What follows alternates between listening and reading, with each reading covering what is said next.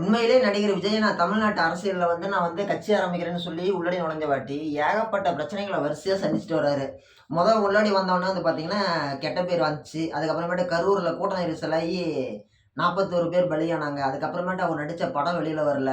அவருக்கு மேல சிபிஐ வழக்கு நடக்குது. அது மட்டும் இல்லாம, அவருக்கு வேற ஒரு விஷயத்துல வரி ஏய்ப்பு செஞ்சாருன்னு சொல்லி அவருக்கு ரூ. 1,50,00,000 கோர்ட் அபராதம் 10 நாள் முடிவு விதிச்சாங்க.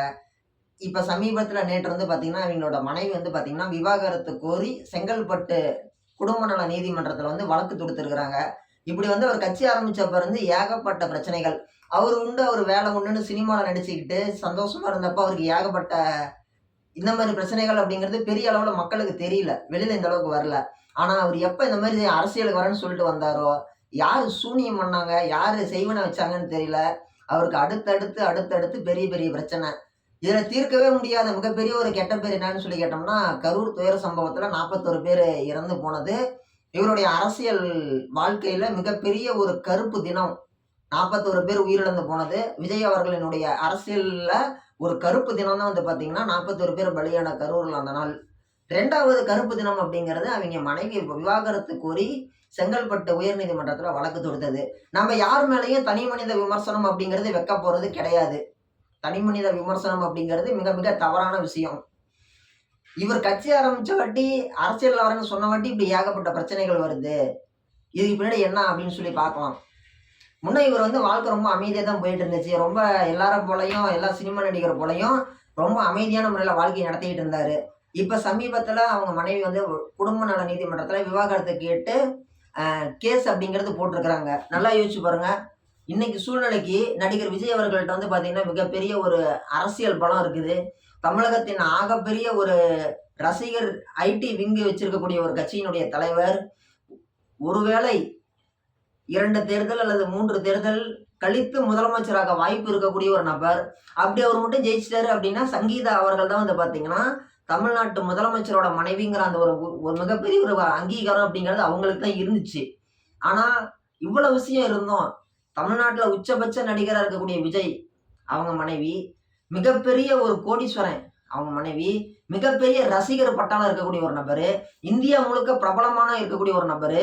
இவங்க நினைச்சாங்கன்னா எல்லா விதமான லக்ஸரி லைஃபுமே இன்னைக்கு வரைக்கும் வாழ்ந்துட்டு இருக்கிறாங்க. இப்படி இருந்தும் அவரை விட்டு இவங்க போறாங்க அப்படின்னா, மிகப்பெரிய அளவுல அவங்க ஒரு போல்டான டிசிஷன் அப்படிங்கிறது எடுத்து வெளியில போறாங்க. இது எல்லாமே பாத்தீங்கன்னா, அவர் அரசியல் வந்ததுனால தான் நடக்குது. இப்ப அரசியல் வந்தாங்க அப்படின்னா, பொதுவா எல்லாரும் சொல்லுவாங்க, அரசியலுக்கு வந்துட்டாங்க அப்படின்னா கூட இருக்கிற ஆளையே யாராவது ஒருத்தர் தூண்டி விட்டுருவாங்க. இப்ப சமீபத்துல கூட பாத்தீங்கன்னா, நடிகர் விஜய் அவர்களினுடைய முன்னாள் மேலாளர், பழைய மேனேஜர் திமுகல போய் சேர்ந்துக்கிட்டாரு. அவர் என்ன பண்ணுவாரு, விஜய இந்த பழக்கம்லாம் இருக்குது. அவர் உடம்புல இந்த ஹெல்த் இஷ்யூ இருக்குது. அவர் இந்த இடத்துல நிலம் வாங்கி போட்டிருக்காரு. இந்த ஆள்கிட்ட ரொம்ப க்ளோஸா இருப்பாருன்னு சொல்லிட்டு அவங்க மேனேஜருக்கு தெரியும். அந்த மேனேஜர் திமுகல போய் சேர்ந்த உடனே திமுக இவர் இந்த மாதிரி நடந்துச்சுன்னு சொல்லுவாரு, பிடிப்பாரு. இவங்க காசு கொடுப்பாங்க. காசு வாங்கிட்டு இவர் இந்த விஷயத்தெல்லாம் சொல்லுவாரு. இதை வச்சு எல்லாம் சொல்லுவாங்க, இவரை விஜய் கூட காசு கொடுத்து விலைக்கு வாங்கிட்டாங்க. அதனாலதான் இவங்க இந்த விஷயத்த நாங்க சொல்லிட்டாங்கம்பாங்க. ஆனா யாருமே கணவன் மனைவியையோ, மனைவி கணவனையோ தவறா எப்பவுமே சொல்லவே மாட்டாங்க. சரிங்களா?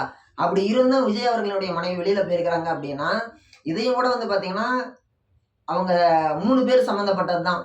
நடிகர் விஜய் அவர்கள், திருமதி சங்கீதா விஜய் அவர்கள், குடும்ப நல நீதிமன்றம். இவங்க 3 பேருக்குள்ள நடக்கிற விஷயம். நாம அதை பத்தி நம்ம எதுவுமே பேச கூடாது. அது தவறு. தனி மனித விமர்சனம் அப்படிங்கறத நம்ம எப்பவுமே வைக்க போறது கிடையாது.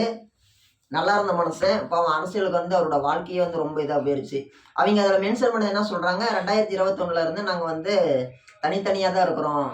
அந்த வீட்டில் என் பையன் கிடையாது, என் பொண்ணு கிடையாது, அவருடைய மனைவி ஆகிய சங்கீதா ஆகிய நான் அந்த வீட்டில் கிடையாது, அவங்க அப்பா அம்மா கிடையாது, அவரு தான் அந்த வீட்டில் தனியா இருக்கிறாருங்கிறாங்க. எவ்வளவு கோடி சொத்து இருக்குது விஜய் அண்ணாவுக்கு, எல்லாம் இருந்தும் பாவம் மனுஷன் தனியா இருக்கிறாரு.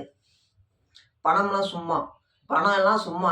இன்னைக்கு தமிழ்நாட்டிலே உச்சபட்ச நடிகன். நேற்று நைட்டு நிம்மதியா தூங்கியிருக்க முடியுமா? தூங்கியிருக்க முடியாது. பணம் காசுலாம் சும்மா. நம்ம எதையோ ஒரு பொய்யான வாழ்க்கையை தேடி ஓடிட்டு இருக்கிறோம். பணம் தான் எல்லாம், பணம் தான் எல்லான்ட்டு. பணமே இல்லைனாலும் படுத்தா தூக்கம் வரும் நிம்மதியா. நடிகர் விஜய் அண்ணா நிம்மதியா நேற்று தூங்கி இருப்பாருன்னு நினைக்கிறீங்களா? கடந்த 4 வருஷமா மனைவி அவங்க கூட இல்லை அப்படின்னு சொல்லி அவங்க மென்ஷன் பண்ணியிருக்கிறாங்க. மனைவி கூட இல்லை, பையன் கூட இல்ல, பொண்ணு கூட இல்ல, அப்பா, அம்மா கூட இல்ல. பனையூர் பங்களால தனியா தான் இருந்திருக்கிறாரு. வாழ்ற வாழ்க்கையில ஒரு நிறைவு இல்லாத ஒரு வாழ்க்கை. நம்ம எல்லாமே இருந்தும் பணத்த தேடி ஓடுறோம். அவருக்கு பணம் மட்டும் தான் இருக்குது. எல்லாமே மிஸ் ஆகுது. அவங்க குடும்பத்த அப்பா, அம்மா விட்டு அவர பிரிச்சது யாருன்னு சொல்லி கேட்டோம்னா, புஷி ஆனந்த்ன்னு சொல்லி அவங்க அப்பாவே எஸ்எஸ்சியே பல்வேறு மேடைகள்ல விட்டு பயங்கரமான தாக்குதல்லாம் நடத்துறாரு. வார்த்தை வழி தாக்குதல்.